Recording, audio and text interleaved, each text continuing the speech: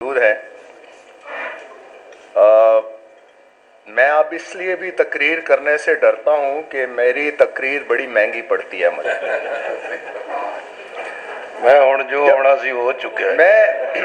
میں آپ کو ایک لائٹر نوٹ پہ بات بتاتا ہوں کہ 21 جولائی 2018 کو جب میں نے راولپنڈی بار سے خطاب کیا اور اس میں نے چند حقائق بیان کیے، تو کسی نے تو اس کو جرأت رندانہ کہا، کسی نے اس کو بے وقوفی کہا، کسی نے اس کو ایک خود کو حملہ کہا، لیکن اس وقت پی ٹی آئی کے جتنے بھی دوست تھے سوشل میڈیا پر یا یوٹیوبرز یا باقی جرنلسٹ اینکرز، انہوں نے مجھے بھارت کا ایجنٹ تک ثابت کر دیا۔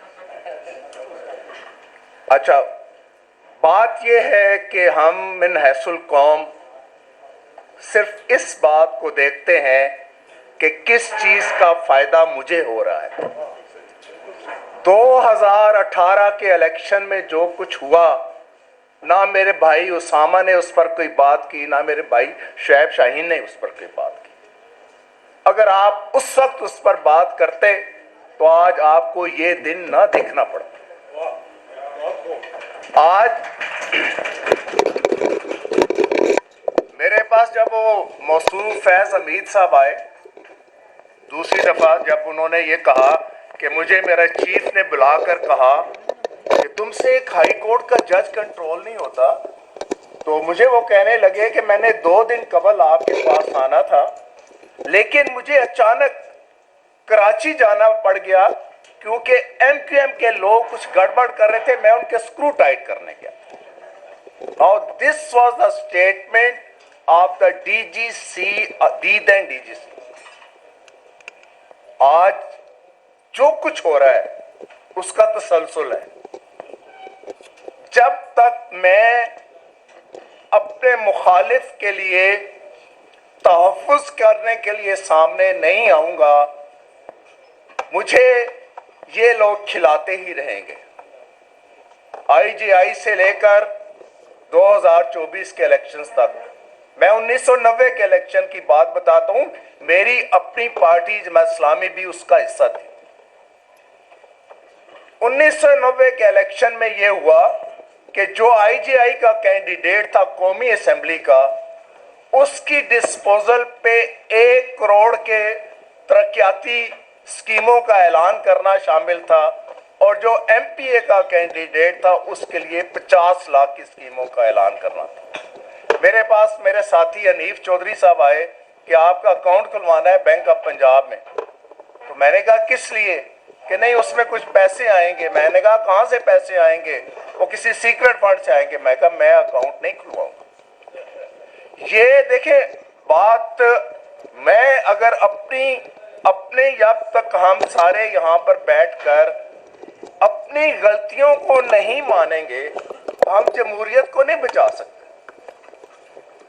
کوئی ملک کی سیاسی پارٹی، مین سٹریم پارٹی ایسی نہیں ہے جس نے کبھی نہ کبھی اسٹیبلشمنٹ کی چھتری کے نیچے پناہ نہ لی ہو۔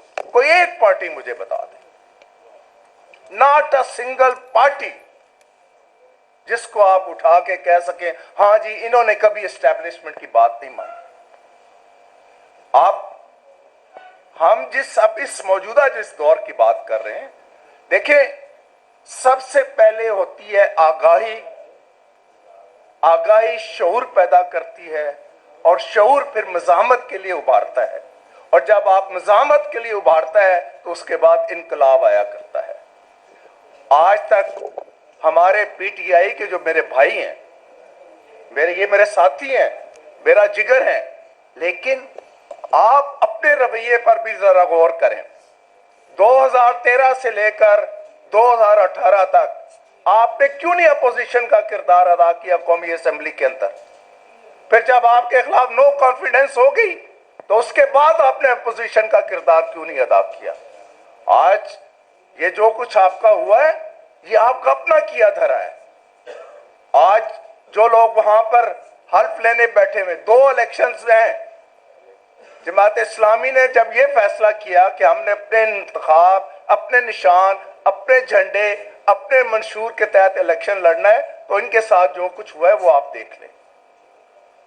2018 اور 2014 کی اگر کوئی جماعت بینیفیشری نہیں ہے تو وہ صرف جماعت اسلامی پاکستان ہے. باقی سب جماعتیں کسی نہ کسی طور پر بینیفیشری نہیں ہیں. اب ہاؤ ٹو موو فارورڈ. اصل سوال یہ ہے کہ جمہوریت کو کیسے بچانا ہے. دیکھیں کوئی بھی ایسی تجویز جو آئین سے ماورا ہو, چاہے وہ متناسب نمائندگی والی بھی تجویز ہو, اس کی کوئی اہمیت نہیں. آپ کو جو بھی تجاویز دینی ہے, اگر آپ نے جمہوریت کو بچانا ہے نا تو اس ملک کے آئین کو بچائیں اور اس ملک کے آئین کو نافذ کریں اور اس ملک کے آئین کو نافذ کروائیں. اس کے لیے جدوجہد کریں. قانونی جدوجہد ہو, آئینی جدوجہد ہو, سیاسی جدوجہد ہو, اور مخالف کو گلے لگائیں.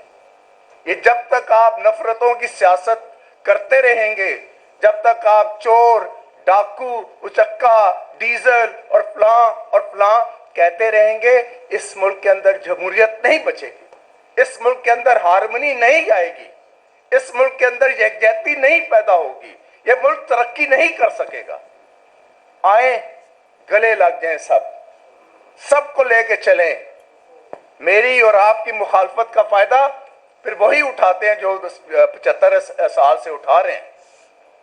میں یہ کہہ دوں کہ یہ کاشف صاحب کی طرف اگر آپ نے دیکھا تو آپ کو پہلے مجھ سے نبٹنا پڑے گا, تو اس کے بعد ان کی طبیعت بھی ٹھیک ہو جائے گی, جن کے حوالے سے یہاں مختلف پیرائے میں اشارہ ہوا ہے. تو میری بس اتنی سی استدعا ہے کہ آئیں, آئین کی بالادستی کو یقینی بنائیں. آئین کی بالادستی ہوگی, پارلیمانی نظام